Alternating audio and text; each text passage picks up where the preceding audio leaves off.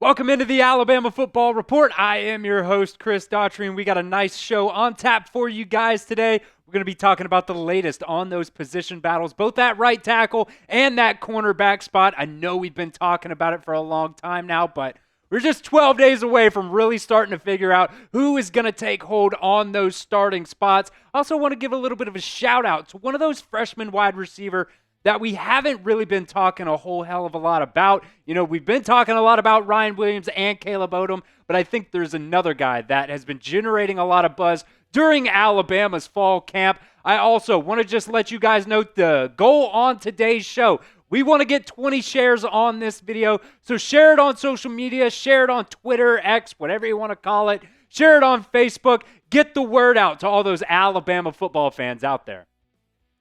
The first position battle that we really want to talk about on all the latest news and rumors on today is that right tackle battle. Really, it's been between Wilkin, Formby, and Elijah Pritchett. I think there's a lot of pros and cons for both guys at that position. And, you know, what Coach Kalen DeBoer has said, that position battle is probably going to go into the season, just how last year at the left tackle battle between Elijah Pritchett and Caden Proctor did. I think this one's going to be about the same. Before we get into breaking down, you know, that position battle and the latest on that, get in the comment section for me and let me know who you guys think is going to start at right tackle at the beginning of the season. Not necessarily who's going to win the battle in the end, who's going to run out there first snap of the season at right tackle for the Crimson Tide. If you think it's going to be Elijah Pritchett, type EP in the comment section. If you think it's going to be Wilkin Formby, type WF for me right now. This is what Alabama offensive line coach Chris Cap said about the latest on that right tackle battle. He said, Wilkin is great at understanding the scheme and what we need to get accomplished. He makes good calls. He has the tools to be a very good player. With Elijah Pritchett, he plays with a little edge to him. He can be a physically dominating player when that shows up. He does a nice job in pass protection and in the run game. So we're looking for a little more push out of Wilkin and a little more consistency from Elijah Pritchett. And then we'd have two really good players at that position.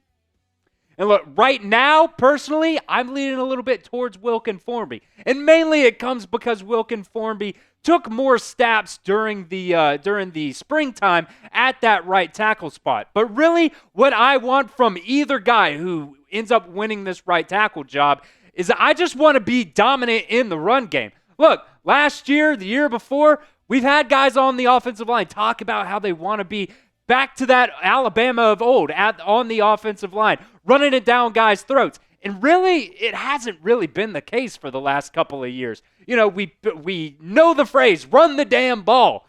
Well, if you're not really getting a good push up front, you really can't run the ball that effectively. And at the end of the day, I do not care who wins the job at right tackle, whether that is Wilkin Formby, whether it is Elijah Pritchett. I am just looking for consistency at the end of the day because, you know, last year at that left tackle spot, we really didn't get too much consistency. Whether that was Elijah Pritchett there or Caden Proctor there, the consistency just was not showing. With Elijah Pritchett last year, he just wasn't very good, unfortunately. Like I said, Caden Proctor beat him out, but it did take a couple of games for him to end up beating him out. During that Middle Tennessee game, Elijah Pritchett only 7 snaps, so you really can't take too much into that. 1 snap against South Florida, but then Mississippi State and Ole Miss, he got a little bit more playing time and just wasn't able to really take anything over, especially that Mississippi State game. You know, 58.9 pass block grade. These are Pro Football Focus grades, by the way. Only 1 pressure against Ole Miss, but just wasn't able to really take the bull by the horns and take over that left tackle spot. You continue on as he gets more reps into the season. Texas A&M, he only had 12 snaps, but, you know, you really want those run grades to really be like in the 70s for it to really, you know, be a positive for you, I think. Arkansas, absolutely terrible. You know, he had 25 snaps in that game. Most he had in a single game on the season, and was absolutely terrible. Gave up 3 sacks and only 25 snaps. That is not good enough. Hence the 1.1 pass block grade. No, that is not a typo. He was just that bad. And like I've said before, I'm one that, doesn't give up on a player just because of last year's performance. You want to trust in the process. You really hope that he can, get better in the offseason and, continue into this 2024 season. So I'm not, just totally ruling Elijah Pritchett out. I think he's definitely, in the running to be the starter at that right tackle position, but you never know right now. It could be either one of those guys. So let me know right now in the comment section at the pinned comment of today's video, how many games into the season are we going to get into before that right tackle battle is resolved? Is it 1? Is it 2? Is it even up into that Georgia game before we really know who is going to be the starting right tackle for Alabama this year? Like I said, it is the pinned comment of today's video, so that you know what that means by now. That ad probably going to play here on YouTube. Get down there. You can just ignore the ad. Get down there to the pinned comment and let me know how many games into the season until that right tackle battle is resolved. The second position battle that I really want to dive into, we've been talking about both of these position battles for a long time now, but they are the biggest two really out there for Alabama right now. And Zabien Brown has really been just getting a ton of buzz for that second cornerback spot alongside Domani Jackson because he's been battling Wake Forest transfer Deshaun Jones for that. And really, I would think Deshaun Jones, a guy who has more playing experience in college, would be able to take the bull by the horns and really solidify himself as the starter. But Zabien Brown has really, really been impressing in fall camp. This is what Nick Kelly of AL.com said about that cornerback battle. He said at cornerback, freshman Zabien Brown still seems to be firmly in contention for the starting job at cornerback. He had opportunities in the first group on Saturday, talking about this past scrimmage that Alabama had. Deshaun Jones, the Wake Forest transfer, might still start early because of the experience. If that ends up being the case, it wouldn't be a surprise to see Brown before long. We're going to break this down even more right after this because today's show is presented by Game Time, and we appreciate Game Time for sponsoring us here at the Alabama Football Report. And I tell you what, guys, if I was able to go to college football games this year, I would get my tickets on Game Time, but because we're going to be doing watch parties, I am not able to do that this year.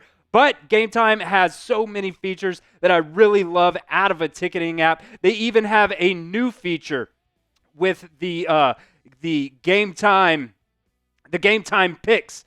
Game Time picks, that makes getting tickets to see your favorite teams play live even easier. Game Time picks filters out the fluff to show you only incredible deals on great seats, so you don't have to waste time searching for through thousands of tickets out there. There are just so many different, ticketing options that you could go to, but Game Time makes it easy for you. The Game Time Picks curation makes it easier to save more on sports, concert, comedy, theater, and so much more. They have those panoramic views from your seat to show you where you're sitting before you buy the tickets. Game Time also has the lowest prices guaranteed, or they will credit you 110% of the difference. So make sure if you're buying tickets to any sporting event, comedy, theater, anything out there that involves getting tickets for, you got to use Game Time to do that. Take the guesswork out of buying tickets with Game Time.